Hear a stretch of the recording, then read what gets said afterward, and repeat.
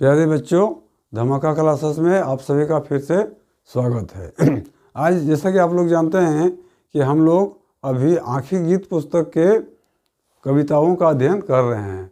हम लोग आज आँखी गीत कविता के छठे कविता यानी कि रूपे आगे जरल प्राण के संबंध में जानेंगे। यदि मेरे चैनल को सब्सक्राइब नहीं किए हैं तो सब्सक्राइब अवश्य करें और ज़्यादा से ज़्यादा शेयर करें। तो चलिए हम लोग आज कविता को शुरू करते हैं।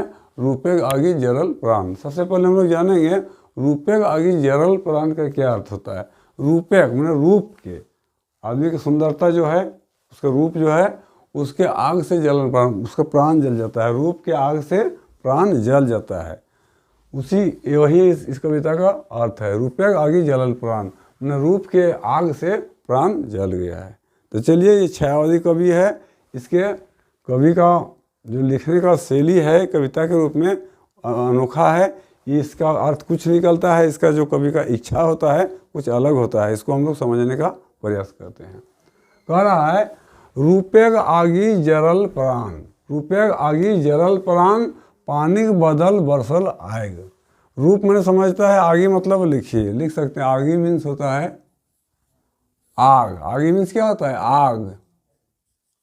आगी मीन्स आग। और जरल मीन्स जलना। जरल मीन्स जलना। प्राण, प्राण में समझ में करते हैं तो हो रहा है रूप के आग से प्राण जल गया है। पानी बदल बरसल आए। बरसना चाहिए था, क्या बरसना चाहिए था? पानी, लेकिन पानी के बदले क्या बरस रहा है? आग बरस रहा है। बिना मेघे आकाश फूकल लहर हवा आ गया। बिना मेघे आकाश फूकल हवा की लहरें। आकाश में बादल भी नहीं है, आकाश में बादल भी नहीं है।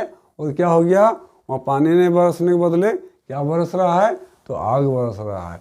फूकल लहरें हवा आ गया। लहर मैंने लिख सकते हैं। लहर में होता है जलन। लहर मीन्स क्या होता है? जलन। गर्मी के प्रचंड गर्मी में क्या हो रहा है? लहर, हवा के झोंकों में, हवा के रग रग में क्या हो रहा है? जलन हो रहा है, यानी जलन की हवा बह रही है। धधक उठे आसपास, और चारों तरफ धधक उठे में जलना, दहकना जिसको बोलते हैं। धधक उठे आसपास, चारों तरफ आग धधक रहा है। यानी इतनी गर्मी है, इतनी प्रचंड गर्मी है कि चारों तरफ समझो कि आग धधक रहा है। घासे शिशिर प्यासे सुखल। घासे शिशिर, शिशिर मैंने लिख सकते हैं। शिशिर मीन्स होता है ओस। क्या होता है? ओस। घासक शिशिर प्यासे सुखल। और घास पर जो ओस पड़ा था वो इस प्रचंड गर्मी के कारण क्या हो गया? प्यास से सूख गया है। कभी कह रहा है कि घास में जो ओस था, छोटी छोटी बूंदे थी, वो मानो प्यास से वह सूख गया है। कैसन ई अग्नि बाण। कैसन मैंने लिख सकते हैं, मैंने किस तरह। कैसन मीन्स किस तरह, किस तरह। कैसन ई अग्नि बाण। ये अग्निबाण क्या होता है? एक बाण होता है जिस बाण को चलाने से पूरा आग लग जाता है, उसी को बाण कहते हैं। हम लोग रामायण में देखे थे अग्निबाण होता है ना, वही वाला कह रहा है कैसन ही अग्निबाण। ये कैसा अग्निबाण है कि चारों तरफ ये हाहाकार मचा के रख दिया है। घास में जो ओस था वो सूख गया है, पूरा हवा में पूरा लहर जलन हो रहा है। यही कवि कह रहा है कि कैसन ही अग्निबाण, किस तरह का ये अग्निबाण छोड़ा गया है। रूपे आगी जलल प्राण, कि रूप के आग से प्राण जल गया है। कौन मायाविनी छटा मोहक तृष्णा सागरे ढेव। कौन मायाविनी? मायाविनी मीन्स क्या होता है?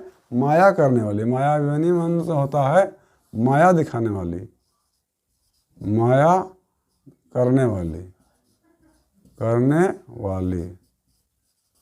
बोलता है कौन मायाविनी अपना मोहक छटा। छटा मीन्स क्या होता है? छटा मतलब होता है दृश्य, सुंदर दृश्य, सुंदर दृश्य,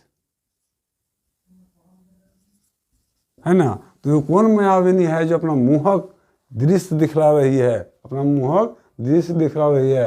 तृष्णा सागरे ढेव। तृष्णा को मैंने लिख सकते हैं, तृष्णा मतलब है इच्छा।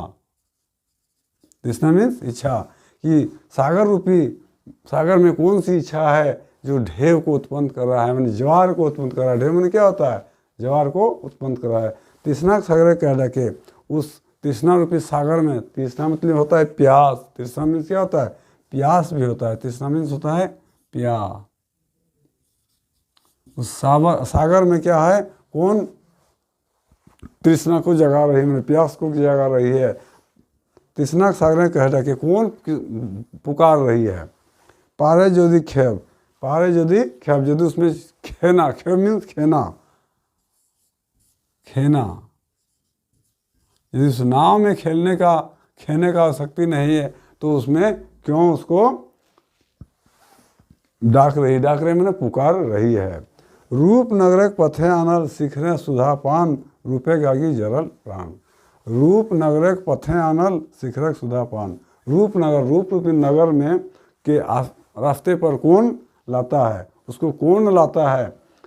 आनी कहने का मतलब हुआ प्यार को अंतिम सीमा कहाँ पर होती है, जब चरम पराकाष्ठा पर पहुँच जाता है तभी सच्ची प्रेम होता है।